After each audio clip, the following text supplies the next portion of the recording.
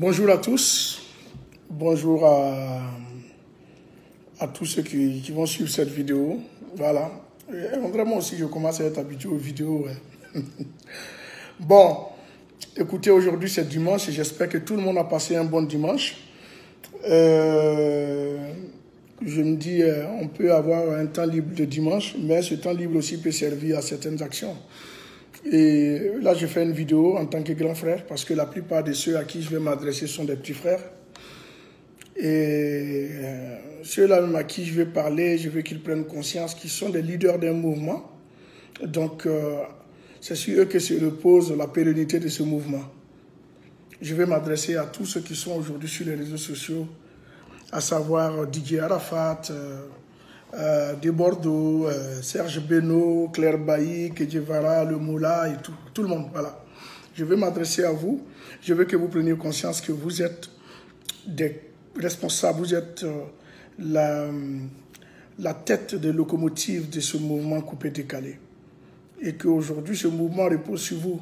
Vous l'avez envoyé à un certain niveau, mais je crois que vous voulez le ramener là où vous l'avez pris. Parce que grâce à vous aujourd'hui, on parle de cette musique d'un peu partout.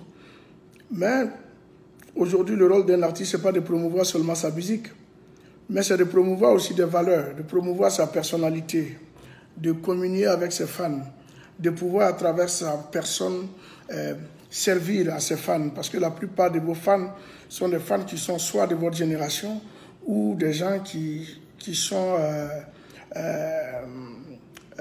plus jeunes que vous et qui vous prennent comme exemple.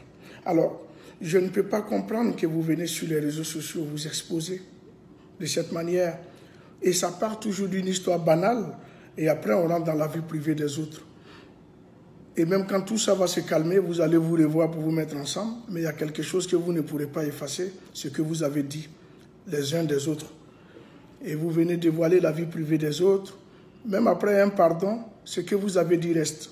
C'est pourquoi je dis les réseaux sociaux, c'est un couteau à double tranchant qui peut promouvoir, qui peut vous rendre célèbre, mais qui peut aussi aller contre vous. Il faut savoir utiliser les réseaux sociaux. Les réseaux sociaux, quand on les utilise, c'est pour passer, surtout quand on est artiste, c'est pour passer des informations, pour être au contact avec ses fans au jour le jour, partager son quotidien avec ses fans, de sorte à ce que ces gens-là s'identifient à vous. En tout cas, moi, ma perception des réseaux sociaux, c'est ça. Et c'est comme ça que nous l'utilisons tous. On ne peut pas utiliser les réseaux sociaux pour régler des comptes, pour régler des problèmes. On a nos téléphones. Et personne de vous est en cours d'unité. Tout le monde a des unités, tout le monde a des abonnements. Vous pouvez vous appeler entre vous pour régler vos problèmes. Et ça reste entre vous. Mais si vous devez à chaque petit problème venir sur les réseaux sociaux, faire une vidéo, vous attaquer entre vous, je crois qu'à un moment donné, ça risque de se retourner contre vous-même. Donc c'est pourquoi je fais cette petite vidéo là. C'est dimanche, je vous ai dit, donc je vais être un peu utile. Et essayez, je ne vais pas me jouer aussi les donneurs de leçons. Même moi, en tant que grand frère, je peux quand même vous interpeller sur ces faits-là. Je ne cherche pas à savoir le problème a démarré où, qui a raison, qui a fait quoi, parce que ça c'est votre linge sale, vous pouvez le laver en famille. Mais ce que je veux appeler, c'est de mettre de l'eau dans vos vins, que chacun essaie de mettre de l'eau dans son vin. Essayez de taire cette histoire-là, parce que ce n'est pas joli. Vous exposez la Côte d'Ivoire, parce que vous êtes de dignes représentants de ce pays. Et quand vous faites ça, c'est le monde entier qui vous regarde, et de partout. De là où je suis aujourd'hui, il y a des gens qui me croisent dans les rues pour me demander, mais qu'est-ce qui se passe à Abidjan? Qu'est-ce qui se passe? Et puis les gens sont sur les réseaux sociaux en train de s'insulter. Et ça encore, c'est à moi. Vous ne savez pas... ceux qui ne sont pas de la Côte d'Ivoire, qu'est-ce qu'ils se disent? Qu'est-ce qu'ils disent de vous? Les gars, ce n'est pas une belle manière de vous promouvoir. Parlez en vous. Appelez-vous. Réglez vos problèmes comme des grandes personnes, comme des grands garçons. Asseyez-vous et discutez. Ce n'est pas sur les réseaux sociaux que vous allez faire ça. J'entends des choses horribles que même, je crois qu'on ne peut pas dire à son pire ennemi. J'entends des gens dire des choses. Je ne parle pas de leur véracité ou de ce qui est faux ou de ce qui est vrai. Mais...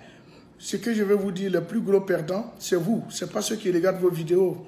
Parce que aujourd'hui, sur les réseaux sociaux, tout le monde est devenu voyeur. Tout le monde a envie d'entendre des mauvaises choses ou des bonnes choses de l'autre.